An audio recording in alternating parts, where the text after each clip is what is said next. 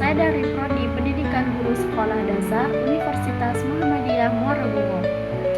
Dengan dosen penggampu Bapak Dr. Abduluddin, SPDI, MPDI. Baik, saya akan menjawabkan pertanyaannya tentang pendekatan landasan filsafat pendidikan dalam pembelajaran SD. Yaitu ada 3 pendekatan. Pendekatan yang pertama yaitu progresivisme, yang mana pendekatan progresivisme ini menekankan bahwa belajar harus aktif, kreatif, dan berbasis pengalaman. Guru tidak lagi jadi sumber utama, akan tetapi guru harus menjadi fasilitator yang membantu siswanya menemukan jati dirinya. Contoh penerapannya yaitu Project Based Learning (PJBL). Nah, siswa kelas 4 membuat proyek mini tentang daur ulang sampah di lingkungan sekolah. Dan yang kedua, pembelajaran berbasis masalah, yaitu problem solving. Siswa diminta mencari solusi. Contohnya, kenapa halaman sekolah sering kotor? Contoh penerapan yang ketiga yaitu diskusi kelompok kecil, yang mana siswa bekerja dalam kelompok untuk membuat poster kebersihan. Dan pendekatan yang kedua yaitu pendekatan humanistik, yang mana pendekatan humanistik ini menekankan pentingnya pengembangan diri, empati, dan penghargaan terhadap potensi setiap anak. Nah, pendekatan ini bukan berfokus kepada akademik saja, akan tetapi juga emosional, moral, dan sosial. Contoh penerapan pendekatan humanistik ini yaitu sambutan pagi untuk membangunkan rasa aman secara emosional. Dan yang kedua, refleksi perasaan. Di sini guru dapat menerapkan kepada siswanya, yaitu setelah belajar guru mengajak siswa menuliskan ceritanya. Boleh diceritakan hari ini saya merasa karena gitu.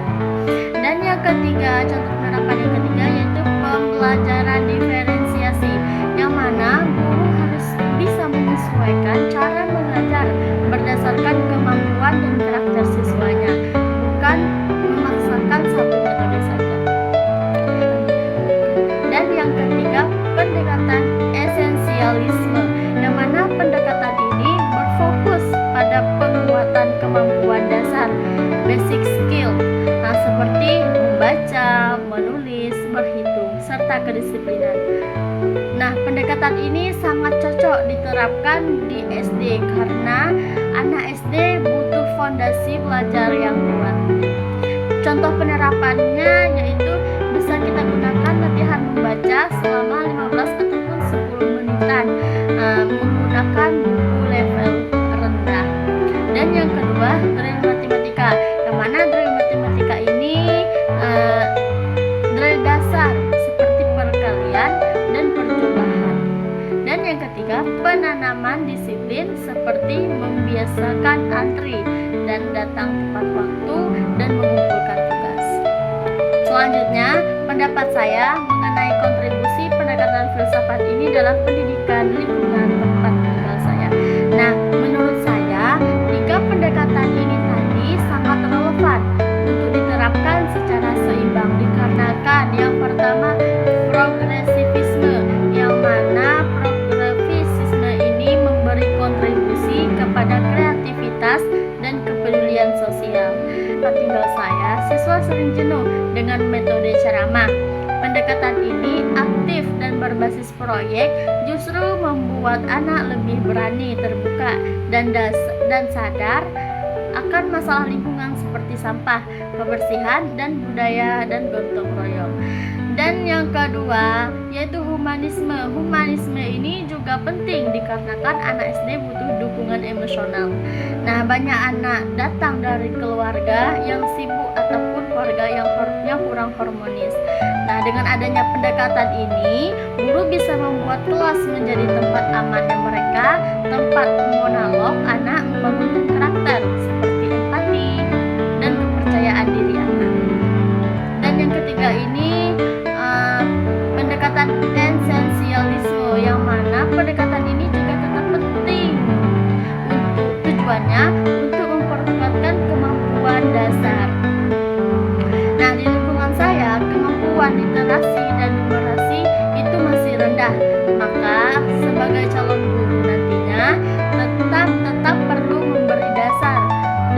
kemampuan dalam baca, tulis, berhitung sebelum menerapkan metode kreatif lainnya. Saya simpulkan dari jawaban yang di atas, pendekatan filsafat pendidikan menjadi pluralisme, humanisme, dan esensialisme itu dapat saling melengkapi jika diterapkan dengan seimbang.